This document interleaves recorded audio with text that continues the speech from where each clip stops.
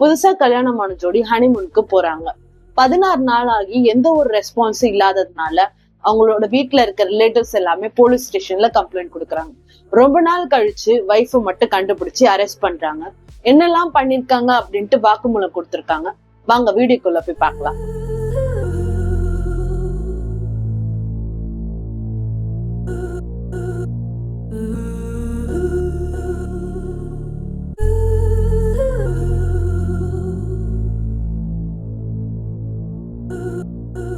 மே 11 அன்னைக்கு கல்யாணம் நடந்திருக்கு.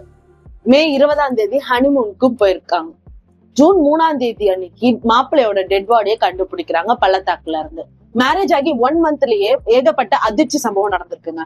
மத்திய பிரதேஷ்ல 29 வயசான ராஜ ரகுநாத் ஸ்ரீ டிராவல்ஸ் வச்சு நடத்திட்டு இருக்காங்க. சோனம்ன்ற பொண்ணுக்கு 25 வயசாகுது. சோ இவங்க 2 பேருக்கு கல்யாணம் முடிச்சு வைக்கலாம் அப்படின்னு சொல்லிட்டு இருவீட்டா சம்மதத்தோட நடத்தி வைக்கிறாங்க. மேரேஜும் 11 கல்யாணமும் முடியுது நல்லபடியா. கல்யாணம் ஆகி முடிஞ்ச கையோடையே 20 ஹனிமூனுக்கும் போறாங்க. சோ அப்பதான் வெளியே வருது, அந்த ஃபேமிலிஸ்க்கு மட்டும் இல்ல, இந்தியாவுக்கே பெரிய அதிர்ச்சி சம்பவம் காத்திருந்ததுங்க. அன்னைக்குதான் 2 பேருமே மேகாலயா போய் ரீச் ஆகுறாங்க. லோக்கல் ஏரியால இருக்கிற இடத்தெல்லாம் பார்த்து விசிட் பண்ணி டிராவலும் பண்றாங்க. சோ அதுக்கப்புறம் 21 சில்லாங்ல பாலாஜி கெஸ்ட் ஹவுஸ்ன்ற இடத்துல அவங்க போய் ஸ்டே பண்றாங்க. அடுத்த நாள் 22 மே அப்போ கெஸ்ட் ஹவுஸ் பக்கத்துல இருக்கிற ஏரியால பைக் ரெண்ட் எடுத்து சிறப்புஞ்சி ஏரியாவுக்கு போய் சுத்தி பார்க்க போறாங்க. சோ இடமும் தெரியாததுனால கைட் வச்சு ஒரு சில இடங்களை பார்க்கவும் செய்யறாங்க, ட்ரெக்கிங்கும் பண்றாங்க. அன்னைக்கு சாயங்காலம் 5 மணிக்கு நோங்ரியாட்ன்ற பிளேஸ ரீச் பண்றாங்க. சோ அங்கேயே ஒரு ஹோம் ஸ்டேல ஸ்டே பண்றாங்க. அங்கேயே கொஞ்ச நாள் குளிச்சுட்டு தூங்கிட்டு நெக்ஸ்ட் டே மார்னிங் எழுந்து கிளம்புறாங்க. சோ இது எல்லாமே அங்க இருக்கிற ஹோம் ஸ்டே பீப்புள்ஸ் ரெஜிஸ்டர் பண்றாங்க போலீஸ் கிட்ட. பாவம் அந்த மனுஷனுக்கு தெரியாது போல, லாஸ்டா அதுதான் கடைசி தூக்கம். 23 அன்னைக்கு 2 பேருமே காணாம போயிடுறாங்க. நார்மலா எல்லா வீட்லயும் இருக்க மாதிரிதான். எங்கேயா வெளியே போனாங்க அப்படின்னா நம்ம அப்பா எல்லாம் நம்மளுக்கு கால் அடிப்பாங்களே, எங்க இருக்காங்க, ஏதா இருக்காங்க, என்ன பண்றாங்க அப்படின்ட்டு கேட்பாங்களே. சோ அதே மாதிரி அவங்க மாப்பிள்ளை வீட்டுல இருந்து அவங்களுக்கு கால் பண்ணி கேட்டு இருந்திருக்காங்க எங்க இருக்கீங்க அப்படின்ட்டு. பட் 2 பேரோட போனும் சுவிட்ச் ஆஃப்ல இருந்திருக்கு. 2 பேர் நம்பரே ரீச் ஆகல. சோ பயத்துல என்ன பண்ணிருக்காங்க, MP போலீஸ் மூலமா நம்மளோட மெஹாலயா போலீஸோட கனெக்ட் பண்ணி தேடவும் ஆரம்பிக்கிறாங்க. போலீஸ் கூட சேர்ந்து தேடுறாங்க. இதுல நடுவுல மே 24 அன்னைக்கு அவங்க ஓட்டிட்டு போனாங்களையா சில்லாங்ல இருந்து ஒரு பைக், அது ஒரு ஏரியால கண்டுபிடிக்கிறாங்க. சோ அது என்னன்னு சொல்லிட்டு அந்த இடத்துல இருக்க சுத்தி இருக்கிற ஏரியால எல்லாமே தேடி கண்டுபிடிக்கிறாங்க. பட் அதுக்கான எந்த ஒரு ரெஸ்பான்ஸும் இல்ல. சோ அதுக்கப்புறம் தான் போலீஸ்க்கே ஒரு உண்மையே தெரிய வருது. ராஜாவும் சோனுவும் ஒரு டூரிஸ்ட் பர்சன் அலர்ட் பண்ணாங்க இல்லையா. சோ அந்த அலர்ட் பண்ண பர்சன்ஸ் பாத்தீங்கன்னா கொஞ்சம் ஒரு சில ஏரியா மட்டும் தான் அவங்க வந்தாங்களாம். சோ மீதி இருக்கிற ஏரியா இவங்களே ஓனா போய் பாத்துட்டு இருந்தாங்க அப்படின்னு சொல்லி அப்டேட் பண்றாங்க போலீஸ் கிட்ட. சோ போலீஸ் என்ன நினைக்கிறாங்களா, மேபி ஃபாரஸ்ட்ல தொலைஞ்சிருப்பாங்க. ஏன்னா லாஸ்ட் டைம் வந்திருந்த ஒரு ஃபாரினர் பாத்தீங்கன்னா அந்த இடத்துல இறந்து போய் கடந்திருந்தாங்க. சோ அதே மாதிரி இந்த கப்புள்ஸ்ல மேபி ஏதாவது ஆயிடும் அப்படின்னு சொல்லிட்டு இவங்களை தேடுறதுக்காக ரொம்பவே ட்ரை பண்றாங்க. போலீஸ் சைட்ல என்ன பயம் அப்படின்னா, மேபி திருட்டு கும்பல் ஏதாவது பண்ணிட்டாங்களோ, காசு பணம் நகைக்காக ஏதாவது பண்ணிட்டாங்களோ, அந்த ஒரு பயமும் போலீஸ் சைட்லயும் ரிலேட்டிவ் சைட்லயும் போயிட்டு இருக்குங்க. கேஸ் இவ்வளவு டென்ஷனா போயிட்டு இருக்கு அப்படின்னு நினைச்சிட்டு இருந்த போதுதான் போலீஸ்க்கு இன்னொரு லீடு கிடைக்குதுங்க. சோ அந்த ஏரியால இருக்க ஒரு டூரிஸ்ட் இவங்களை பத்தி சொல்றாங்க.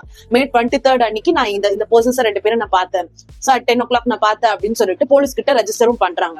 மௌலக்கியம்ன்ற ஒரு கிராமத்துல இந்த 2 பேரையும் பார்த்ததாகவும் அவங்களோட 3 பேரு கூட இருந்ததாகவும் ரெஜிஸ்டர் பண்ணிருக்காங்க அந்த டூரிஸ்ட்.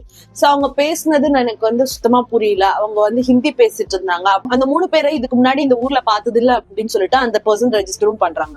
அந்த டூரிஸ்ட் சொன்னதை வச்சு இந்த கேஸ் விறுவிறுப்பா போகுதுங்க. இதுக்கிடையில ஜூன் 2 வேக் சாக்டோன் அப்படின்ற ஃபால்ஸ் கிட்ட ஒரு மேல் டெட் பாடி ஃபைண்ட் பண்ணதா சொல்றாங்க. சோ அவங்க உடம்புல நிறைய ரத்த காயங்களும் நிறைய வெட்டுக்காயங்களும், அது இல்லாம மூஞ்சி யாருன்னே கண்டுபிடிக்க முடியாத அளவுக்கு செதுச்சு வச்சிருந்தாவும் ஒரு கம்ப்ளைண்ட் ஃபைல் பண்ணிருக்காங்க. ரெஜிஸ்டரும் ஆகுது. அதுக்கப்புறம் பாடி எக்ஸாமின் பண்ணதுக்கு அப்புறம் அவங்களோட கையில டாட்டூ போட்டு இருந்திருக்காங்க. ராஜா ரகுநாத் அப்படின்ட்டு கண்டவும் பிடிக்கிறாங்க ரிலேட்டிவ்ஸ் மூலமா.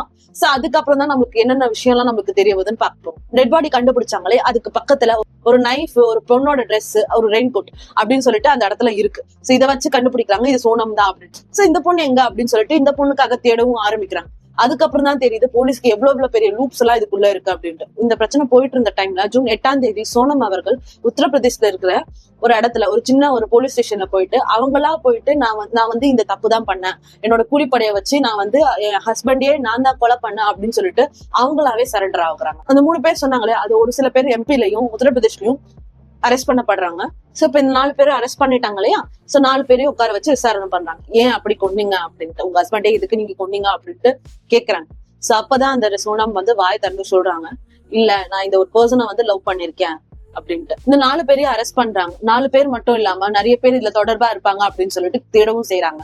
சோ இந்த 4 பேரை கூப்பிட்டு வச்சு விசாரணையும் செய்யறாங்க. சோ அப்பதான் சோனம் வாயில இருந்து ஒரு உண்மை வருது. சோ ராஜ் புஷ்பஹா அப்படின்னு சொல்லிட்டு ஒரு பையனை அவங்க லவ் பண்ணிட்டு இருந்திருக்காங்க.